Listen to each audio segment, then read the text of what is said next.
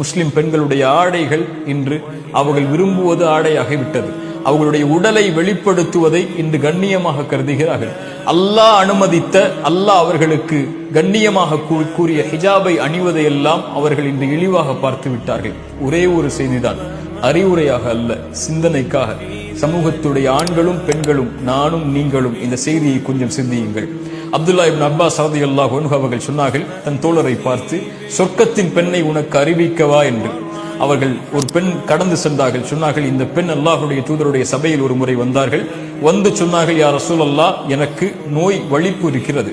நோய் வலிப்பு ஏற்பட்டால் என் ஆடைகள் விலகிக் கொள்கிறது மக்களுக்கு முன்னால். எனக்காக அல்லாஹ்விடத்திலே துஆ செய்யுங்கள். அல்லாஹ்வுடைய தூதர் சொன்னார்கள், பெண்ணே, இதற்காக அல்லாஹ்விடத்திலே துஆ செய்கிறேன். அல்லாஹ் அந்த நோயை நீக்கி விடுவான். ஆனால் பொறுமையை கடைபிடித்தால் அல்லாஹ் உனக்கு சொர்க்கத்தை கொடுப்பான், தேர்ந்தெடு.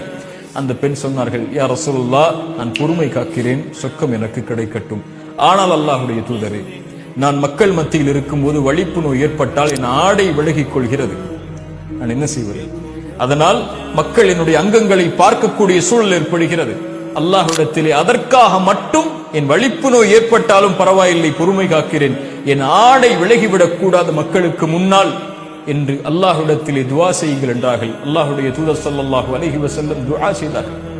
சுப்ஹானல்லாஹ், அல்லாஹ்வுடைய தூதர் அந்த பெண்ணை சொர்க்கத்தின் பெண் என்று நபித்தோழர்களுக்கு அறிமுகப்படுத்தினார்கள். அல்லாஹு அக்பர்.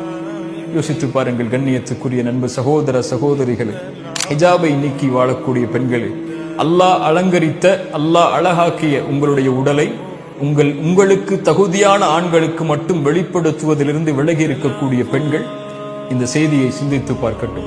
அல்லாஹ் வெட்க குணத்தை நேசிக்கிறான். செயலில், சிந்தனையில், சொல்லில், நம்முடைய வாழ்வில் எந்த அங்கத்திலும் இந்த வெட்க குணம் நிறைந்திருந்தால் அல்லாஹ் ரப்புல் ஆலமீன் அந்த செயலை அங்கீகரிக்கிறான்.